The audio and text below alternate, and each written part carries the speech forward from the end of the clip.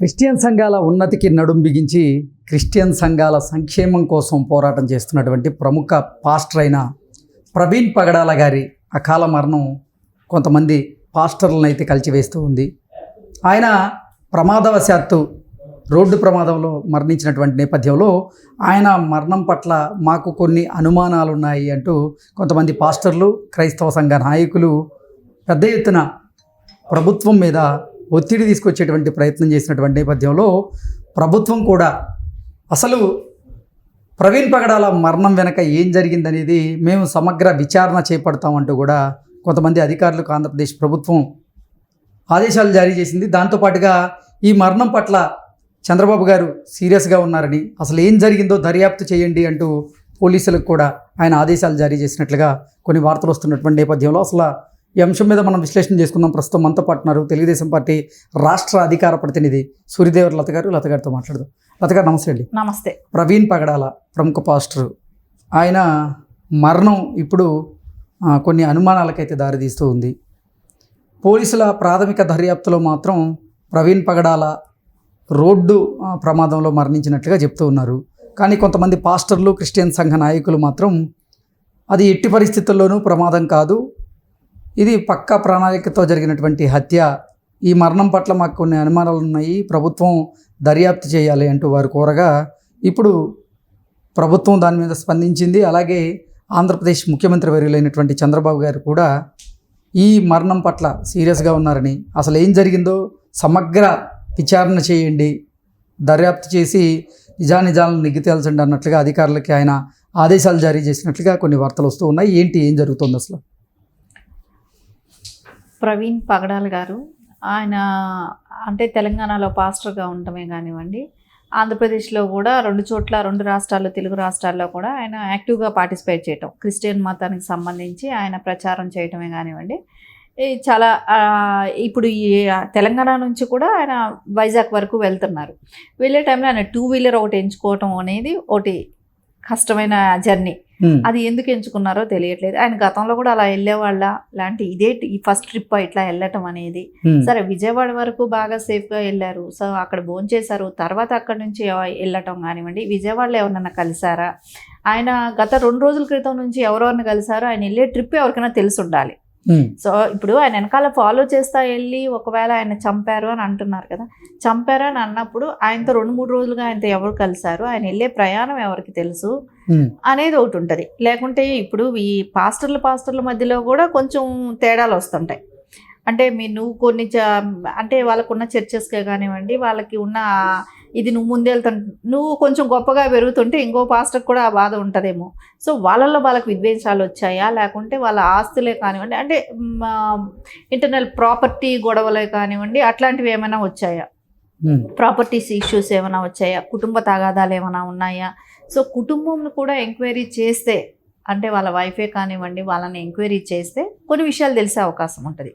So గతంలో వాళ్ళకున్న ఆయనకి ఎవరైనా విరోధులు ఉన్నారా అనేది కూడా ఒకటి తెలియాల్సి ఉంటుంది. అంటే గతంలో ఆయన ట్విట్టర్లో ఇట్లా పోస్ట్ చేశాడని కూడా విన్నాం, నన్ను చంపడానికి ప్రయత్నిస్తున్నారని అనేది. కానీ అది ఎవరు చంపడానికి ప్రయత్నిస్తున్నారనేది చెప్పలేదు. నా మీద హత్యా ప్రయత్నం అయితే జరుగుతుంది, నన్ను చంపుతారని అయితే ఆయన గతంలో పోస్ట్ చేసినట్టయితే చెప్తున్నారు. సరే, అది ఎవరు చేస్తారు ఏంటనేది వాళ్ళ వైఫ్కి అయితే తెలిసి ఉండాలి. సో కుటుంబంలో అయితే ఒక డిస్కషన్ వస్తుంది కాబట్టి, సరే ఆవిడని కూడా విచారించిన తర్వాత కొన్ని విషయాలు తెలుస్తాయి.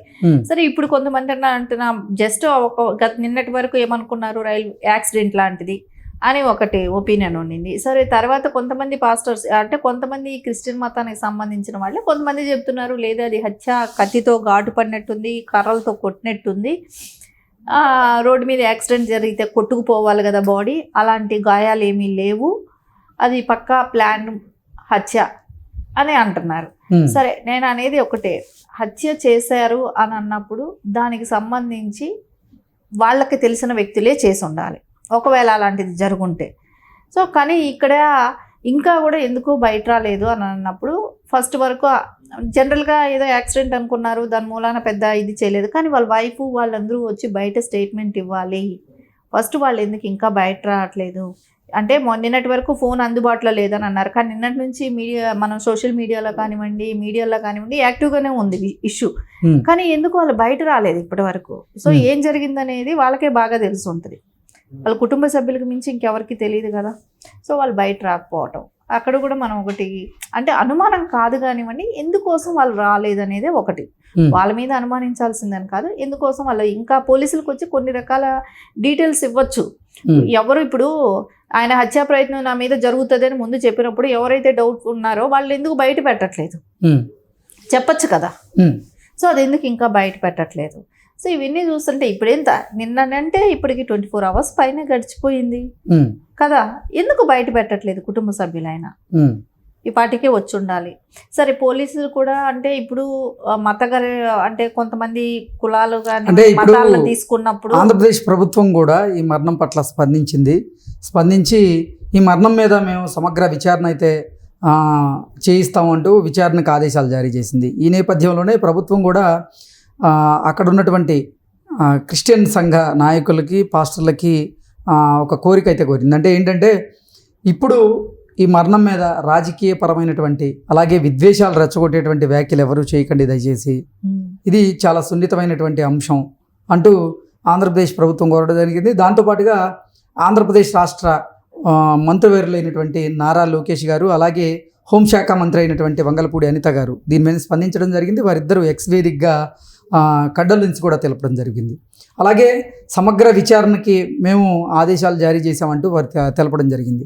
ఏంటి అసలు బాబు గారు కూడా ఈ మరణం పట్ల సీరియస్గా ఉన్నట్లుగా కొన్ని వార్తలు వస్తూ ఉన్నాయి.